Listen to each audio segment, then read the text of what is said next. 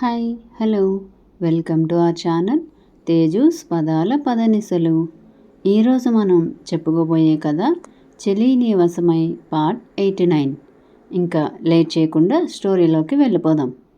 బయటకు వెళ్ళిన పెద్ద మనుషులిద్దరూ నేరుగా రాజేశ్వరీదేవికి ఫోన్ చేశారు.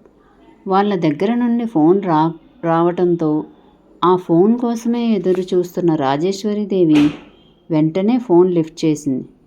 అక్కడ ఏం జరుగుతుంది? వెంటనే అడిగింది రాజేశ్వరీదేవి. మేడం, ఇక్కడ మేమేం చేయలేకపోయాం. ఆ భీముడు ఊళ్ళోకి వచ్చేశాడు. దానికి తోడు మీ మనవడు కూడా ఆ అమ్మాయిని ఒక్క మాట అననివ్వటం లేదు. మేం మాత్రం ఏం చేయగలం మేడం? ఇప్పుడు మేమే నిండా మునిగి ఉన్నాం అన్నాడు ఫోన్ చేసినవాడు. ఏం జరిగింది అని రాజేశ్వరి గంభీరంగా అడగడంతో వాళ్ళు చేసింది, అలానే అర్హంత్ ఎలా సమాధానం చెప్పాడో, భీముడు ఎలా అడ్డుకున్నాడో చెప్పి ఇప్పుడు భీముడు ఇక్కడే ఉన్న విషయం చెప్పడంతో పాటు వాళ్ళకి వచ్చిన సమస్య కూడా చెప్పారు. ముందు ముందు మీకు ఎలాంటి అడ్డు లేకుండా నేను చూసుకుంటాను. కానీ ఆ భీముడు మళ్ళీ ఎందుకు వచ్చాడు? కొడుకు దగ్గరకు వెళ్ళాడు కదా అని అడిగింది రాజేశ్వరీదేవి. పూర్తిగా వెళ్ళలేదు కదా మేడం. భార్యకి ఏదో అనారోగ్యం అంటే కొడుకు దగ్గర ఉండి ట్రీట్మెంట్ తీసుకుంది. ఇప్పుడు అది పూర్తయినట్టుంది, అందుకే వచ్చేశారు అని చెప్పాడు. అందుకే వచ్చారో లేక ఆ త్రిలోచన ఊళ్ళోకి వస్తుందని తెలిసి వచ్చారో తెలుసుకో. మీరు వీలైనప్పుడల్లా వాళ్ళని అవమానిస్తూనే ఉండండి. అక్కడ ఏం జరుగుతున్నా నాకు ఎప్పటికప్పుడు చెప్తూ ఉండండి అని ఫోన్ పెట్టేసింది రాజేశ్వరీదేవి. ఇదేంటి ఈవిడ ఫోన్ పెట్టేసింది? ఇప్పుడు మనకి సాయం చేసేవాళ్ళు ఎవరు? మన ధాన్యం బయటకు వచ్చేది ఎలా అని ఒకడు అనగా, వెళ్ళి ఆ త్రిలోచనాదేవిని అడుగుదాం. అమ్మమ్మలాగా జాలిగుణం కలిగింది, మనం అడగగానే ఒప్పేసుకుంటుంది అన్నాడు మరొకడు. ఒప్పుకుంటుందేమో, కానీ ఆ బాలు ఉన్నాడు, పైగా ఇప్పుడు రాజాబాబు కూడా ఉన్నాడు. ఒప్పుకుంటారా వాళ్ళు?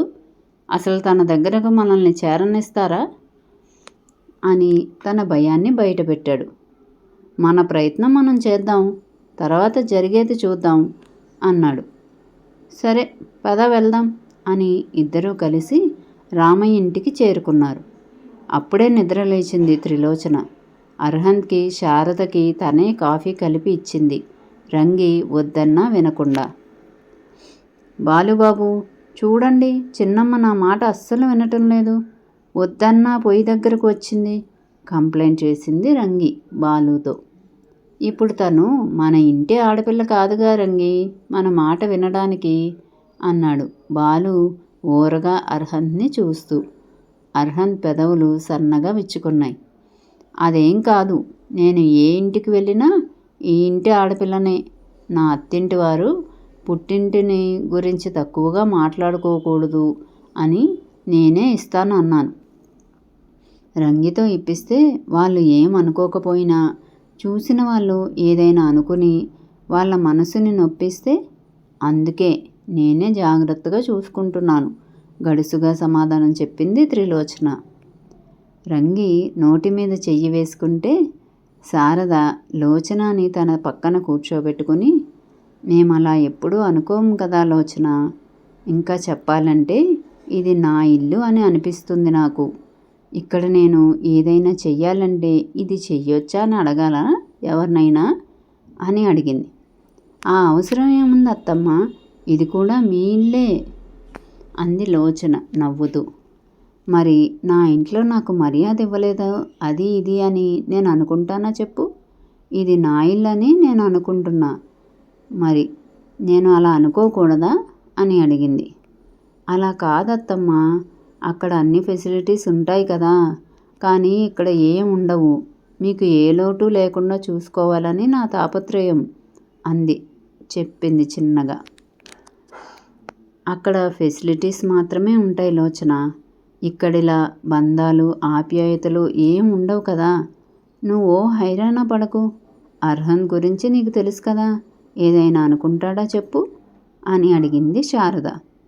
లేదు అన్నట్లు తల ఊపింది అర్హంత్ని చూసి. అప్పుడే వచ్చారు పెద్ద మనుషులిద్దరు. వాళ్ళని చూడటమే బాలు సీరియస్గా చూశాడు వాళ్ళ వైపు. రామయ్య లేడా? తనతో మాట్లాడాలి అని అన్నారు వాళ్ళు. కూర్చోండయ్యా, నేను పిలుస్తాను అని రంగీని కుర్చీలు వేసింది వాళ్ళకి. లోచన లేచి వెళ్ళబోతుంటే నీతో మాట్లాడాలి అన్నారు వాళ్ళు, కనీసం తనని పేరుతో కూడా సంబోధించకుండా. అర్హన్ కనుబొమ్మలు ముడివేసి వాళ్ళని చూశాడు. అదే సమయంలో అక్కడికి వచ్చాడు రామయ్య. రామయ్య, మాకు అవసరం పడింది, దాని గురించి మాట్లాడడానికే వచ్చాము అన్నారు వాళ్ళు. చెప్పండి అంటూ బాలు వేసిన కుర్చీలో కూర్చున్నాడు రామయ్య. మా ధాన్యానికి మంచి గిట్టుబాటు ధర వచ్చింది. దానికి మాకు సంబంధం ఏంటి? రామయ్య అడిగాడు. మా చేలో నుండి ఆ ధాన్యం బయటకు రావాలంటే ఎలా రావాలో మీకు తెలుసు కదా, మాకు దారి లేదు కదా అన్నాడు ఒకడు. కానీ దాని గురించి మమ్మల్ని ఎందుకు అడుగుతున్నారు? ఆ పొలం భీముడు కదా కౌలు చేసేది అని అడిగాడు రామయ్య. తాత, ఇప్పుడు టిల్లుకి సంబంధించిన వాటి మీద మనకి మాత్రమే హక్కు లేదు కదా, ఏదైనా వాళ్ళు మాట్లాడుకుంటారు. మధ్యలో మీరు మాట ఇచ్చి అనవసరమైన ఇబ్బందులకు గురి అవ్వద్దు అని చెప్పాడు బాలు. వాళ్ళిద్దరికీ కోపం ముంచుకొస్తుంది, కానీ తమాయించుకుని అంటే ఇప్పుడు మేమేం చేయాలి బాలు అని అడిగారు. బావా, ఇక్కడ జరుగుతుంది మీకు అర్థం కాకపోవచ్చు, నేను చెప్తాను మీకు. వాళ్ళ పొలంలోకి వెళ్ళాలన్నా బయటకు రావాలన్నా టిల్లు పొలం మీదగానే రావాలి. ఇప్పటి వరకు భీముడు మామ కౌలికి చేసేవాడు, ఇప్పుడు టిల్లు భర్తగా మీదే ఆ బాధ్యత. మీరు చెప్పండి ఏం చెయ్యాలో అన్నాడు. కులం గోత్రం ఏమీ లేని వాళ్ళ అవసరం మీకేంటి? నేను ఒప్పుకోను. ఒకవేళ ఒప్పుకోవాలంటే ఊరందరి మధ్య ఉదయం మాట్లాడిన మాటలకి క్షమాపణ చెప్పాలి అన్నాడు కాలు మీద కాలు వేసుకొని కూర్చుని.